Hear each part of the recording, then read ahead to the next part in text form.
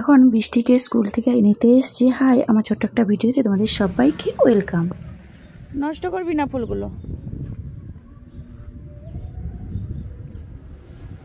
বসে পড়লি কেন? উঠে পড়, চলে চলে চলে চলে চলে আয়, রোদ প্রচুর এইখানে।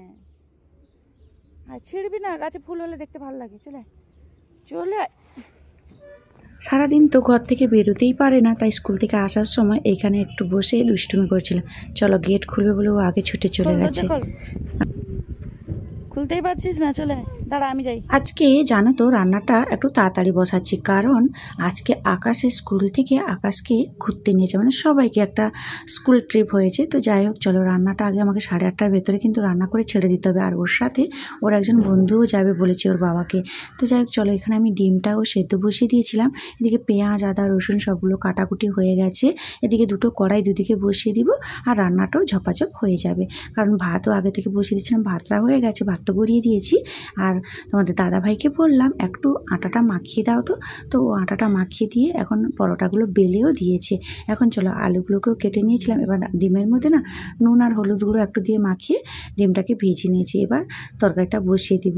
চলো এদিকে তরকারিগুলো হতে থাক। আর হ্যাঁ, এই রান্না মানে আলু আর ডিমের কষা বানাবো, আর একটা লতির তরকারি, আর বানাবো ওকে চিকেন পকোড়া বানিয়ে দিব। যেহেতু ছেলেটা 2-3 দিন ধরে মানে বাড়িতে থাকবে না, কি খাবে বাইরে, তাই জন্য একটু বাড়ির খাবার রান্না করে দিচ্ছি, যাতে হাতের কাছে একটু খাবার থাকে। আর যেহেতু এই প্রথমবার ও আমাদের ছেড়ে একা ঘুরতে যাচ্ছে, তাই জন্য একটু কেমন লাগছে। সাথে যদি যাই এতটা টেনশন হয় না, এই জন্য একটু ভয় ভয় লাগছে। আর খাবারগুলো একটু সাথে দিচ্ছি। আর এদিকে দেখো আমি ডিমগুলো মানে মাংসের মধ্যে একটা ডিম ফাটিয়ে দিয়েছি, 1 চামচ কর্নফ্লাওয়ার, স্বাদ মতো লঙ্কার গুঁড়ো আর একটু হলুদ গুঁড়ো, আর দিলাম গোলমরিচের গুঁড়ো, সয়া সস, আর একটু আদা রসুন বাটা দিয়ে না ভালো করে ম্যারিনেট করে রেখে দিব। কারণ আদা রসুন বাটাটা দিয়েছি, স্কিপ করে গেছে, মানে ভিডিও আসেনি। তো যাই হোক, এদিকে তরকারিটাও হয়ে গেছে। এখন চলো তরকারিগুলোকে আমি নামিয়ে নিই। এবার এই কড়াইতে আমি পরোটাগুলো ভেজে নেব। তরকারি পুরো হয়ে গেছে, আলু আর ডিমের কষা। আর এদিকে একটু কষা কষা করে যদি না রান্না করে দিই না, তাহলে খারাপ হয়ে যাবে। তাই জন্য একটু ভয় ভয় ওই মানে কষা কষা করেই দিলাম। এদিকে চলো, ওই মাংসটাও ম্যারিনেট করা ছিল, যে এটাকেও তেলের মধ্যে দিয়ে এপাশ ওপাশ করে লাল লাল করে ভেজে তুলে নেব। এবার একটু তো ঠান্ডা হতে দিতে হবে, কারণ ঠান্ডা যদি না হয় তাহলে কিন্তু গরম থাকলে খাবারগুলো নষ্ট হয়ে যাবে। এবার ওর বন্ধুটাকেও বললাম যে খেয়ে নিতে, তো ও বললো যে খাবে না। আর ও একজন যাবে বলেছিল, তো ওর দাদাও আবার নাকি যার সাথে যাবে বলেছিল, সে যে মানে যেতে পারবে না, আবার আকাশের সাথে যাবে বলে ওর দাদাও আসছে।